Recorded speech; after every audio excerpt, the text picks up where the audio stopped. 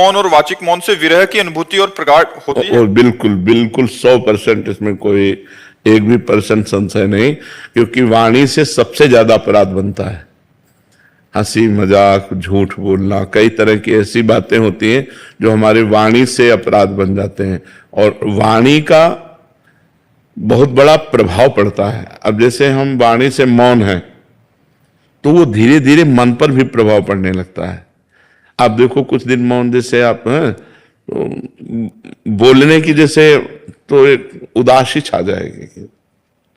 अब बोल सकते नहीं तो फिर एकांत का मन करेगा कि हम किसी से मिले ना, किसी से जुले ना। पर जैसे जिसका व्यापार है या नौकरी है या अन्य साधनों में रत है और साधनरत है, तो मतलब विचार मौन रहना चाहिए। विचार मौन ज्यादा उत्तम है। विचार मौन का मतलब है जैसे आप हमसे कोई बात पूछ रहे हैं, अब हम बार बार अब पूरी मनोशक्ति लग रही हो, आप समझ नहीं पा रहे, हम समझाना चाह रहे तो हमारे अंदर चिड़चिड़ापन आ जाएगा। अगर अत्यंत आवश्यक है तो हम बोल देते हैं, और अत्यंत आवश्यक नहीं है तो हम उत्तर नहीं देते। इसे विचार मौन कहते हैं। जो बोलेंगे सत्य बोलेंगे, मृदु बोलेंगे, हितकर बोलेंगे, नहीं तो मौन रहेंगे। साधक जो गृहस्थी में है उसे जड़ मौन ना लेकर विचार मौन उत्तम रहेगा, क्योंकि परिवार है, गृह कार्य है। अच्छा, संत वेश में क्या है कि अब हम आज से नहीं बोलना चाहते, तुम्हारे ऊपर किसी का अधिकार नहीं, आप हमें नहीं बुलवा सकते। लेकिन गृहस्थी में बहुत सी ऐसी बातें हैं जिनमें आपको बोलना ही पड़ेगा, तो उसमें विचार मौन ज्यादा उत्तम है, जड़ मौन ठीक नहीं है। तो विचार मौन के द्वारा भी वही गति प्राप्त की जा सकती है। वाणी का सद्व्यवहार परमार्थ को पुष्ट करता है, या वाणी का मौन, दोनों पुष्ट करते हैं। तो हम सद्वाक्य बोल करके, सद्व्यवहार करके अपने मन को निसंकल्प बनाएं, अपने मन को मौन की तरफ ले जाएं। मन को मौन की, मन का संकल्प रहित हो जाना ही सच्चा मौन है। तो इसके लिए वाणी का मौन सहयोगी है, पक्का सहयोगी, क्योंकि अपने लोगों ने इसका आश्रय लिया है, इसका सहारा लिया है। आज भी है, शाम टाइम हमको, इस समय तो हमारा ये सेवा रहती है, इसके बाद फिर हम कोशिश करते हैं कि हमें मौन ही रहना पड़े। इशारे से बात कर ली, जैसे कोई बात है कि आप अगर बहुत बोलना हुआ तो 2 शब्दों में बोल दिया, शांत अपने सुमिरन चिंतन में।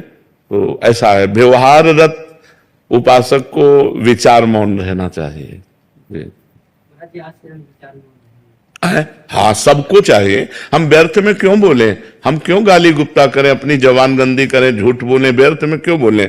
बहुत गंभीर रहना चाहिए, शांत रहना चाहिए। उसकी बात सुनी, अगर बोलने लायक है तो उत्तर दिया, नहीं तो मौन है, हमें क्या मतलब, चल दिया। अगर मान लो आपसे कोई पूछ रहा है, आपसे ही डायरेक्ट पूछ रहा है, कोई बात पूछ रहा है, आपको लग रहा है उत्तर देना ठीक नहीं, नजर नीचे की, चल दिया।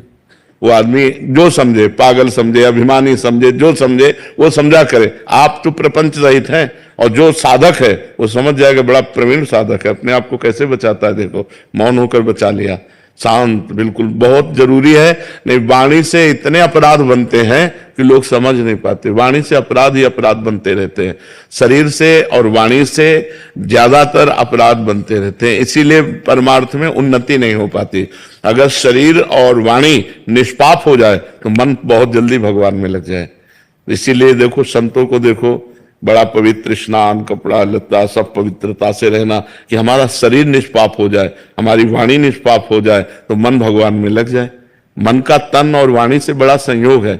हम जहां बोलते हैं मन हमारा वहीं जाता है, हम शरीर से जो क्रियाएं करते हैं मन उसी में जाता है, जो संबंध रखते हैं। अगर हमारा देखो, तभी 3 की शरणागत कही गई, तन वांग मनो भी। शरीर, मन और वाणी, वांग, तनु वांग मनो भी, 3 का बहुत बड़ा योग है साधना में। तो हम शरीर को पवित्र रखें, वाणी को कम बोलने का